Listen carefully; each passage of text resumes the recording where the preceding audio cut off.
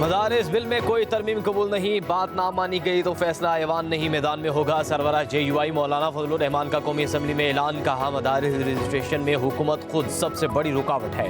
Bill act बन चुका है तो गजट नोटिफिकेशन क्यों नहीं हो रहा। इस बिल को दोबारा ऐवान में लाकर तरमीम करना गैर आइनी होगा। सदर का दूसरा एतराज़ आइनी लिहाज से ठीक नहीं।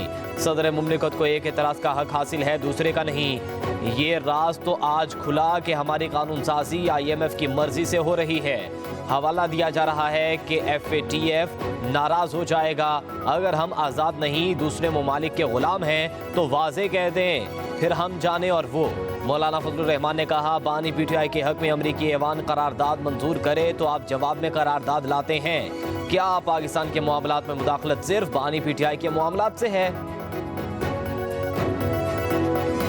मुमलिकत इस ऐवान का इंटेग्रल पार्ट है, हिस्सा है आइन के आर्टिकल 50 के मुताबिक।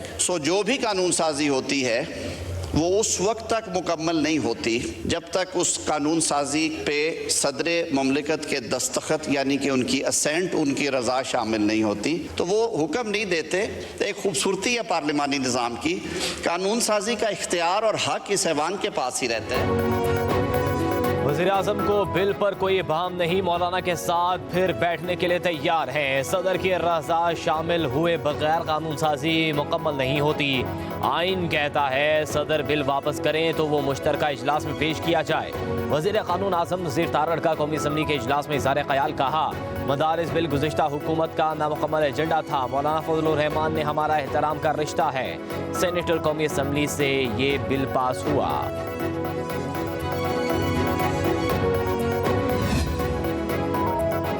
खालिद मकबूल सिद्दीकी की क़यादत में MKM के वफ़द की मौलाना फजलुर रहमान से मुलाकात। मदारिस बिल और सियासी सूरत हाल पर तबादला ख्याल।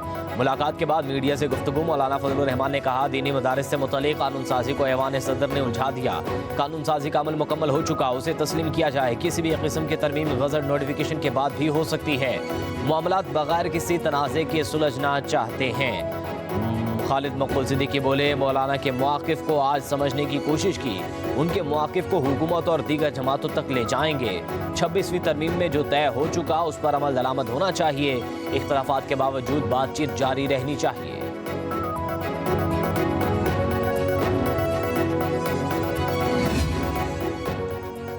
पाकिस्तान तहरीक इंसाफ के रहनुमाओं की दरख्वास्त पर बानी PTI ने सिविल नाफरमानी की तहरीक कुछ रोज़ के लिए मुअत्तल कर दी। अलीमा खान के मुताबिक बानी PTI ने कहा है कि उन्हें मुल्क की फ़िक्र है।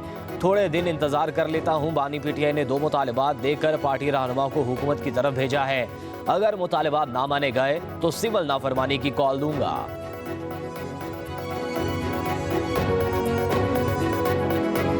25 नवंबर की रात 7, 8, 9 बजे जब ये बात कही जा रही थी कि जी आप डी चौक की तरफ जाने की बजाय संगजानी पे जो है वो जाके अपना धरना दे दें, वहाँ पे आप जलसा करें, स्पीचेस करें, जो भी आपका प्रोग्राम है, और इस मकसद की इजाज़त के लिए जो है वो अडयाला जेल में एक्सेस भी दी गई, तो वो बात जो थी वो मुज़ाकरात के लिए ही थी, लेकिन वो बात जो है वो उसको नहीं तस्लीम किया गया।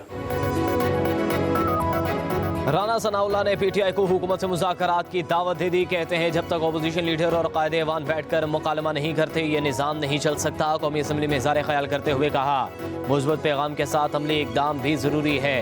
25 नवंबर को डी चौक की बजाय संगजानी की पेशकश और अडयाला जेल तक रसाई मुज़ाकरात के लिए आगे बढ़ने का एक ऑप्शन था। अगर संजीदा मुज़ाकरात के लिए स्पीकर ऑफिस आते हैं तो ख्वाजा आसिफ समेत हम सब साथ चलने के लिए तैयार हैं। जब बात आगे बढ़ेगी तो नतीजा भी ज़रूर निकलेगा। सियासी इस्तेहकाम के लिए कोई और ऑप्शन नहीं है।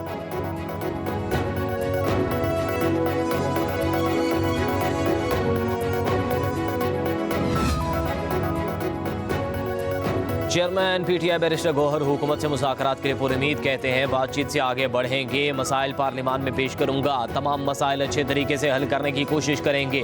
सियासी मसाइल का हल सियासी तरीके से ही तलाश करना होगा।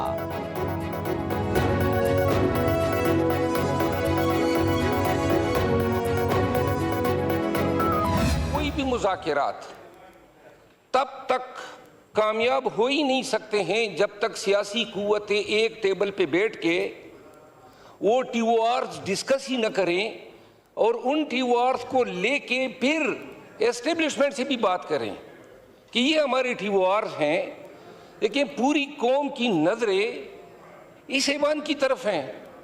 यानी फरिश्ते तो नहीं आएंगे हमारे बीच बात करने के लिए। ख्वाजा आसिफ साहब मौजूद हैं और बड़ा एहतराम है मेरे दिल में, लेकिन इनकी ज़बान भी आग उगलती है।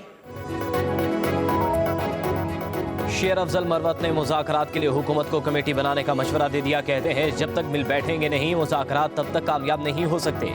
कौमी असम्बली में बोले ख्वाजा आसिफ की ज़ुबान आग उगलती है। कौमी असम्बली का माहौल ऐसा होता है जैसे सोतने लड़ रही हों। तालिबान मेरे हल्के में भी कब्जा कर चुके हैं, मैं वहाँ नहीं जा सकता।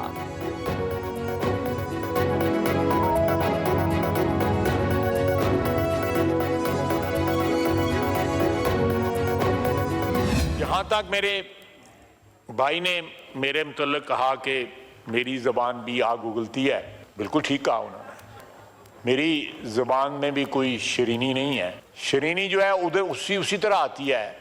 ये सुभान अल्लाह कहेंगे, मैं भी सुभान अल्लाह कह दूंगा। ये कोई और को मनफी बात करेंगे तो उसका मनफी जवाब ही आएगा। ये चीज़ें मोहब्बत से और प्यार से बढ़ती हैं, धमकियों से नहीं बढ़ती। अगर इन चीज़ों को, इस स्पिरिट को बढ़ावा देना है तो मरवत की ज़बान बोलें, उसी ज़बान में आपको जो है रिस्पांस मिलेगा।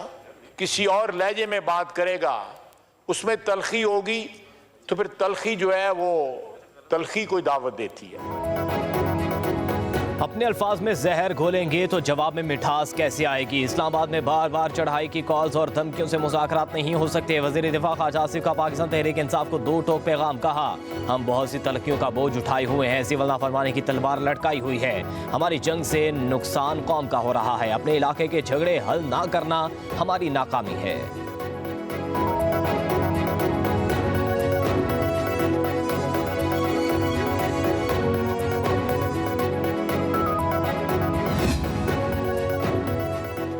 मुज़ाकरात चाहते हैं तो मुज़ाकरात का माहौल भी तो बनाना होगा। बानी PTI पर गोलियां चलें तो हमने अपना जलसा मंसूख किया।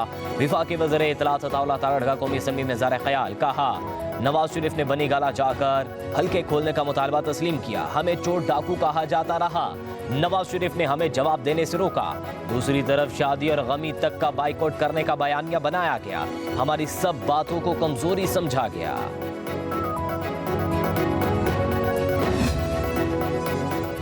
वज़ीर आज़म शहबाज शरीफ कहते हैं कि UAE के ताउन के बगैर IMF प्रोग्राम मुकम्मल नहीं हो सकता था।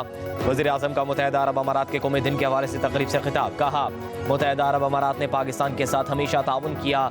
पाकिस्तान में सेहत, तालीम और बुनियादी ढांचे की तरक्की में UAE ने अहम किरदार अदा किया। हम दो तरफा ताल्लुकात को मज़ीद वुसअत देने के ख्वाह हैं। तकरीब से सदर मुमलिकत आसिफ अली ज़रदारी का भी खिताब। बोले पाकिस्तान और मुत्तहिदा अरब अमारात के दरमियान तारीखी रिश्ता है। दोनों ममालिक के दरमियान दोस्ती मजबूत बनाने की अज़म का इरादा करते हैं।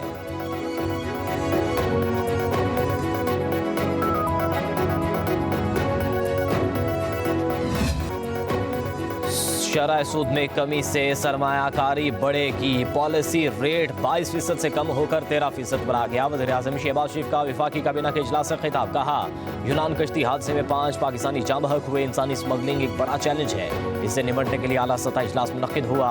ऐसे वाक़यात से बेगुनाह जानें ज़ाया होती हैं। वफाकी काबीना के इजलास में ज़ाब्ता फौजदारी तरामीम की मुतफ़िक़ा तौर पर मंजूरी दी गई। मुजव्वज़ा तरामीम को पार्लियामेंट में बहस और कानून साज़ी के लिए पेश किया जाएगा।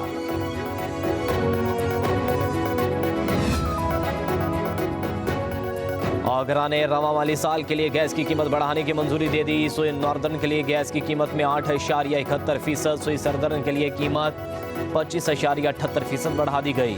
सुई नॉर्दर्न के लिए 1,778 रुपये 35 पैसे फी MMBTU, सुई सदर्न के लिए 1,762 रुपये 51 पैसे फी MMBTU मुकर्रर करने की मंजूरी दी गई। इजाफा वफाकी हुकूमत को भेज दिया गया। हतमी फैसला वफाकी हुकूमत की एडवाइस के बाद होगा।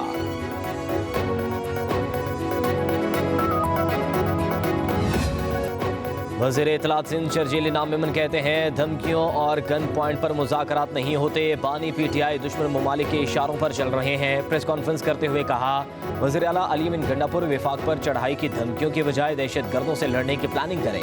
खैबर पख्तूनख्वा के हालात ख़राब हैं। वज़ीर आला के अमन व अमान की बेहतरी के इक़दामात पर तवज्जो देनी चाहिए।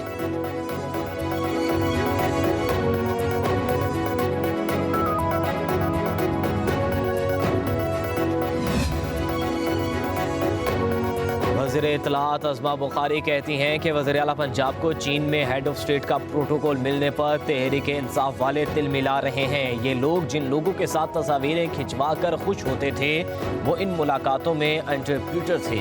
कहा पंजाब और चीनी हुकूमत के दरमियान $50 करोड़ के मुआहदों से मनसूबे की मईशत और आवाम की फलाह में नुमाया बेहतरी लाएंगे। अरकान असम्बली की तनख्वाहों में इजाफे से मुतलिक बोली, 1,90,000 तनख्वाह में गुजारा कैसे किया जा सकता है।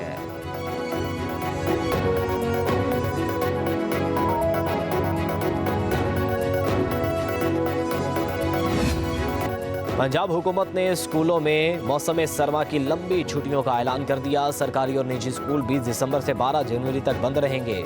सिंध में तालीमी इदारों के लिए 21 दिसंबर से 31 दिसंबर तक तातीलात का ऐलान।